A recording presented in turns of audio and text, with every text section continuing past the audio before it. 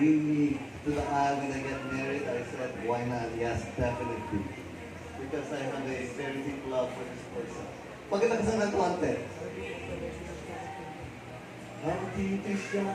This is actually for you and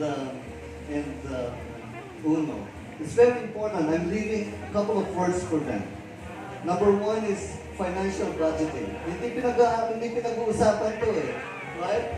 Kasi pag uwi nila mamayang gabi, and they look at the credit card of how much they spent here, makaka-affect na yung budget nila, so we have to talk about this. So that's really important. Budgeting,